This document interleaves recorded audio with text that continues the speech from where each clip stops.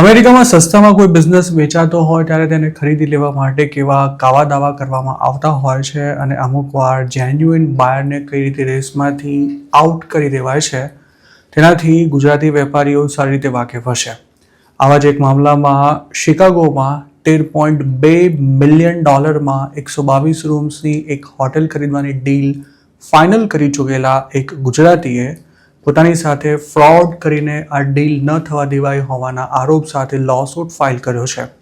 ટ્રેમોન્ડ hotel નામની આ પ્રોપર્ટીને ખરીદવામાં ફ્લોરિડા સ્થિત ઇન્વેસ્ટર પિયુષ બિરડિયા ઉર્ફે પીટર પટેલને ખાસ ઇન્ટરેસ્ટ હતો.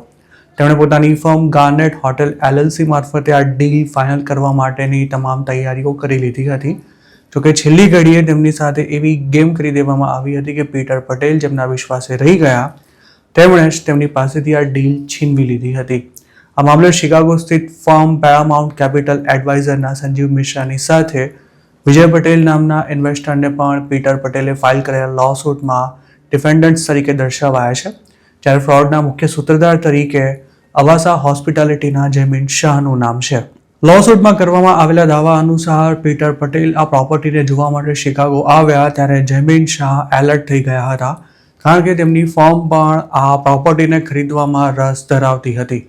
જયમીન શાહે જ પીટર પટેલનો ફોટો બ્રોકર સંજીવ મિશ્રાને મોકલી આપ્યો હતો. પીટર પટેલનો દાવો છે કે સંજીવ મિશ્રાએ પોતાની સમક્ષ એવો સ્વીકાર પણ કર્યો હતો કે તેને પોતાને અને જયમીન શાહને એવો ડર હતો કે પીટર મોટું માથું હોવાથી તે જ આ ડીલ ખેંચી જશે. પીટર પટેલ પાસે શિકાગોમાં જ 174 રૂમ્સની એક પ્રોપર્ટી છે જે તેમણે 2024માં $16.4 મિલિયન ખરીદી હતી. પીટર પટેલ ટ્રેમોન્ડ હોટેલની ડીલ પૂરી કરવાની તૈયારીમાં જ હતા અને ત્યારે જ તેમને જયમીન શાહ અને તેના માણસો દ્વારા પાર્ટનરશિપની ઓફર કરવામાં આવી હતી. આમ તો પીટરને એકલા જ આ પ્રોપર્ટી ખરીદવી હતી અને બેન્કે ડિસેમ્બર 2025માં વાયર ઇન્સ્ટ્રક્શન્સ પણ તેમને મોકલી આપી હતી. મતલબ કે બસ પેમેન્ટ કરવાનું જ બાકી રહ્યું હતું પણ ત્યારે જ પીટર પટેલ સાથે આ ગેમ થઈ ગઈ હતી. ટ્રેમોન્ડ હોટેલનું વેચાણ લસાલે ઇન્વેસ્ટમેન્ટ મેનેજમેન્ટ નામની કંપની દ્વારા થઈ રહ્યું હતું જેણે આ પ્રોપર્ટી પર $20 મિલિયન લોન આપી હતી પણ લોન લેનારી પાર્ટીએ તેની ભરપાઈ ન કરી હોવાથી ફાઇનાન્સ કરનારી ફર્મે પ્રોપર્ટીનો કબજો લઈ તેને વેચાણ માટે મૂકી હતી અને હાલ તેનું ડેટ બેલેન્સ $25 મિલિયન સુધી પહોંચી ગયું છે.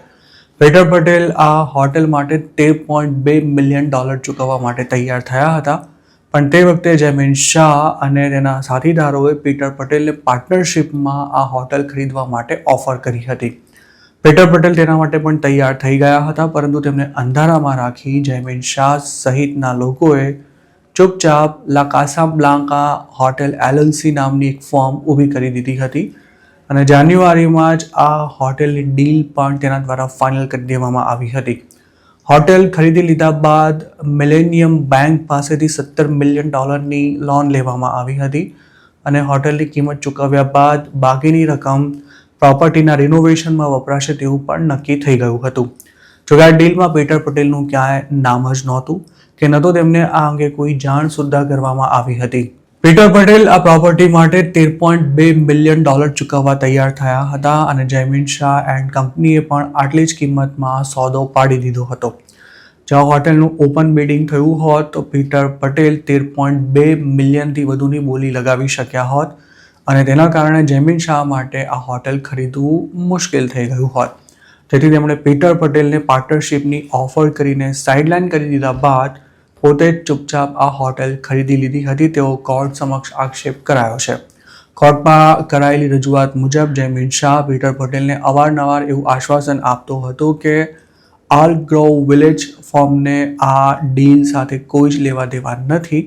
બીજી તરફ જયમીનની કંપની અવાસાના ટોપ એક્ઝિક્યુટિવનું નામ આ હોટેલના મેનેજર તરીકે દર્શાવી દેવાયું હતું. મતલબ કે જયમીન શાહ છેક સુધી પીટર પટેલને એવું કહીને ગેરમાર્ગે દોરી રહ્યો હતો કે પોતે આ ડીલમાં ક્યાંય સંડોવાયેલો નથી પરંતુ તેના રેકોર્ડ્સથી જયમીનનું કથિત જૂઠાણું પકડાઈ ગયું હતું. આ લોસૂટની શરૂઆતની હિયરિંગ મે 18ના રોજ કુક કાઉન્ટી સર્કિટ જજ સમક્ષ થશે તેવું કોર્ટના રેકોર્ડ્સમાં જણાવાયું છે.